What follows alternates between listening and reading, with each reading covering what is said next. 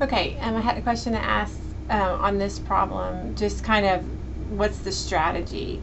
These are tricky.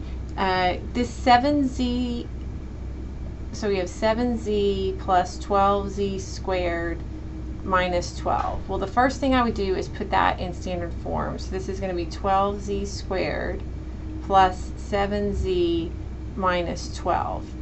And then you want to do the housetop method, so you're going to try and figure out numbers that multiply to be 144 but are only 7 apart.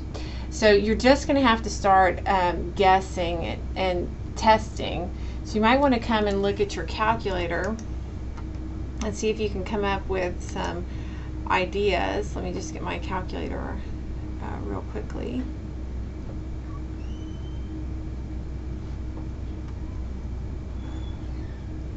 Or I can just do it. We can just do a small calculator.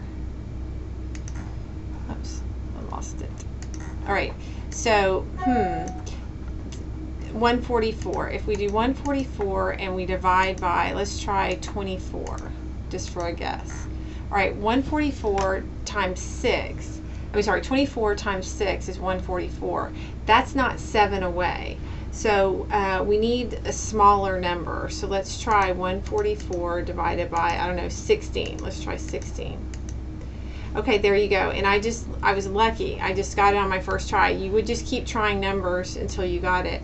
But 16 times 9, notice 16 times 9 is in fact 144, and 16 minus 9 is 7. So those are your numbers that you're going to use. You'll use positive 9 and negative 7. I'm sorry, positive 16 and negative 9, because 16 times 9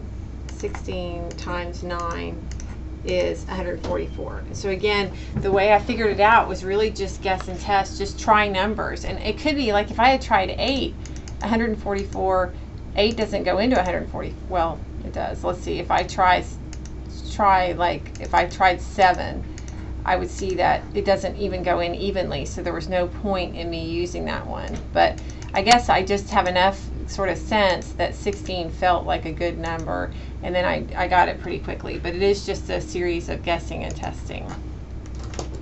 Okay, so what we can do now is we can use the grouping method.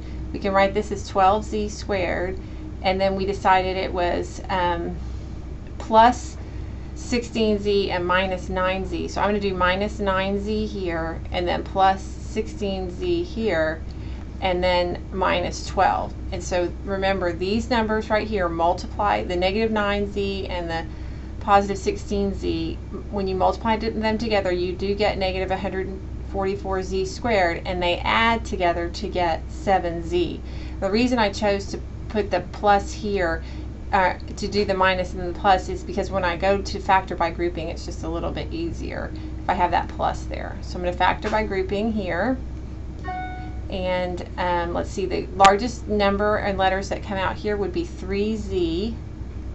So I'm going to have 4z minus 3 when I factor.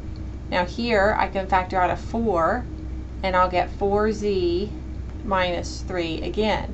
And notice 4z minus 3 is common to both terms, so I will then factor the 4z minus 3 out. And what will I have left when I divide this term by 4z minus 3? I have 3z. And what do I have left when I factor it out here? I have 4. So again, on these problems, you just have to be patient and try numbers that multiply to get what you want, but then they add or subtract to get what you need in the middle. Okay? Hope that helps.